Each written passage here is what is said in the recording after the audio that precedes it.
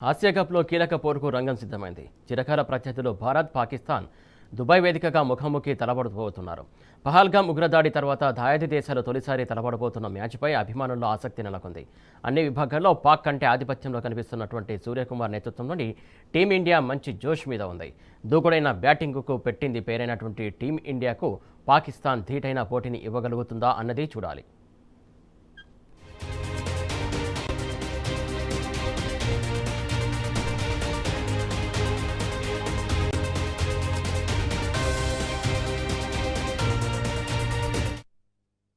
ఇప్పటికే 8 సార్లు Asia కప్ను దక్కించుకున్నటువంటి team India record స్థాయిలో 9వ సారి కన్నేసింది. ఓవైపు దిగ్గజ ద్వయం రోహిత్ శర్మ, విరాట్ కోహ్లీ రిటైర్మెంట్ తర్వాత తొలిసారి భారత్ బరిలోకి దిగుతుంది.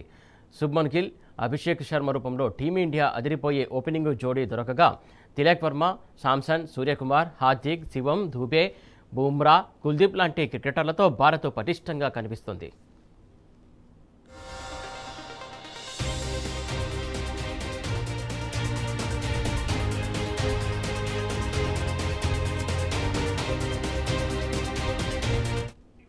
మరోవైపు భారత్ పాకిస్తాన్ మ్యాచ్పై దేశవ్యాప్తంగా నిరసనలు వెల్లువెత్తుతున్నాయి.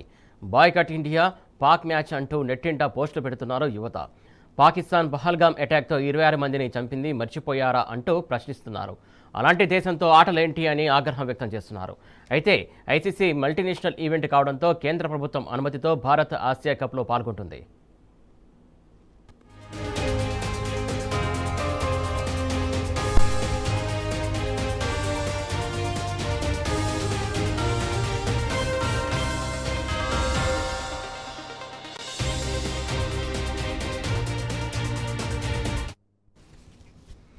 దీనికి సంబంధించి తాజా అప్డేట్స్ మా కరెస్పాండెంట్ మహేష్ అందిస్తారు. మహేష్, చెప్పండి.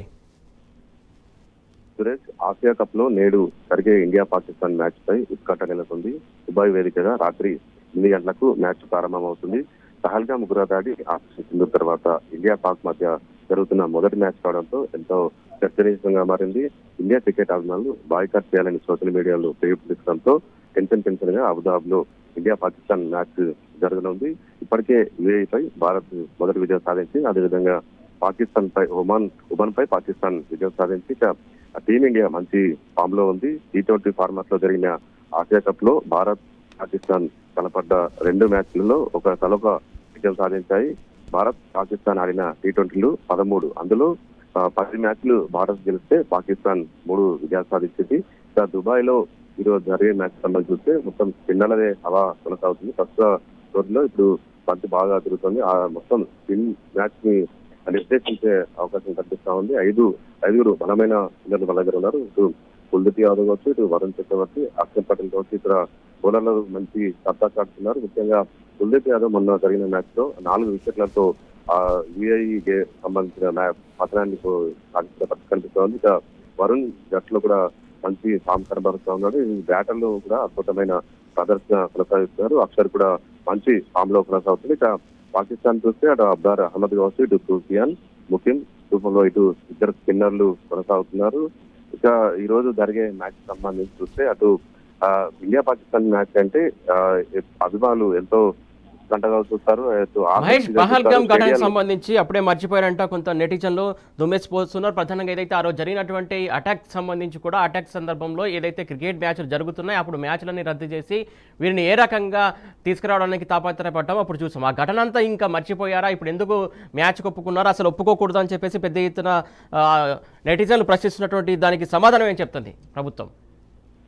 ఈ రోజు జరిగే మ్యాచ్ సంబంధించి బీసీసీఐ కూడా కొంత దూరంగానే ఉన్నట్టు కనిపిస్తా ఉంది. ఎందుకంటే ఇండియా పాకిస్తాన్ అంటే బీసీసీఐ కూడా పెద్ద ఎత్తున కూడా వాళ్ళు సభ్యులు పాల్గొంటారు. అయితే అటు ఇండియా క్రికెట్ అభిమానులు దీన్ని బాయ్కాట్ పిలుపునిచ్చారు. సోషల్ మీడియాలో పెద్ద ఎత్తున కూడా ట్రెండింగ్ నడుస్తా ఉంది. ఎందుకంటే పహల్గామ్ ఉగ్రదాడిని ఇప్పటి వరకు ఎవరు మర్చిపోలేదు. పాకిస్తాన్ చేసిన ఈ దాడిని ప్రతి ఒక్క అభిమాని కూడా అటు ఎందుకు ఈ టైంలో ఈ క్రికెట్ ఆడడం అంటూ కూడా ప్రతి ఒక్కరు కూడా సోషల్ మీడియా వేదిక కూడా ప్రశ్నిస్తున్న పరిస్థితి కనిపిస్తుంది. ఇక ఇండియా పాకిస్తాన్ మ్యాచ్ అంటే ఎప్పుడు చూసినా కానీ మనకు క్షణాల్లో టికెట్లు అమ్ముడుపోతాయి. కానీ ఈసారి మ్యాచ్ కి సంబంధించి టికెట్లు కూడా పెద్దగా సేల్ కాలేదు. మిగతా మ్యాచ్లు ఆ క్షణాల్లో టికెట్లు అమ్ముడైనా కానీ ఇండియా పాకిస్తాన్ మ్యాచ్ సంబంధించి టికెట్లు పెద్ద అమ్ముడుపోలేదు. మరొక వైపు సెలబ్రిటీలు కూడా ఇండియా పాకిస్తాన్ మ్యాచ్ జరుగుతుంటే పెద్ద ఎత్తున కూడా గ్రౌండ్ కి వెళ్ళి వీక్షిస్తూ ఉంటారు ప్రత్యక్ష మ్యాచ్ ప్రసారం ద్వారా. అటు ఈ రోజు జరిగే మ్యాచ్ కి సంబంధించి సెలబ్రిటీలు కూడా దూరంగా ఉన్నట్టు తెలుస్తా ఉంది.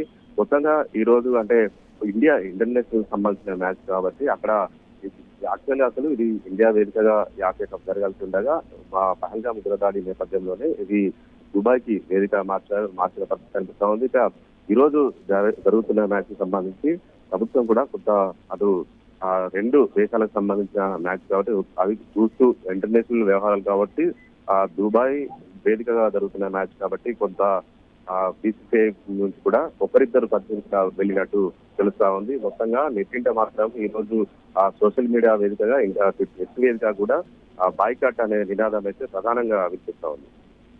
మహేష్, ముఖ్యంగా ప్రధానంగా ఏదైతే బీసీఐకి సంపాదనే ధ్యేయమా ఇలాంటివి ఎందుకు చేస్తుంది, మర్చిపోలేరు ఇంకా ఎవరు కూడా ఎందుకు ఇలా చేస్తుంది అనేది ఇంకొక ప్రశ్నగా వస్తున్నటువంటి అంశం. దాన్ని చూడాల్సిన అవసరం లేదా బీసీఐ?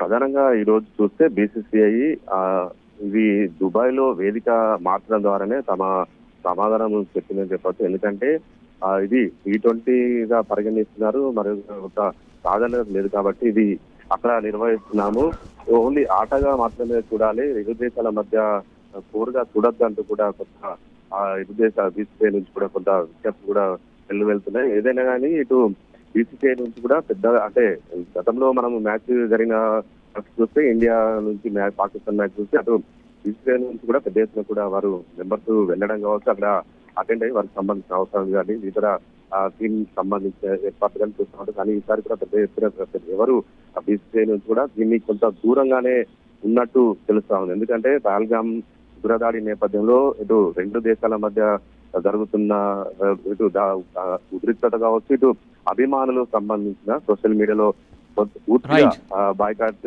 నినాదం ఇవ్వడం కావచ్చు, ఇవన్నీ కేంద్ర ప్రభుత్వం కూడా దగ్గర నుండి కూడా నిశ్చితంగా పరిశీలిస్తుందని చెప్పాలి. Thank you Mahesh.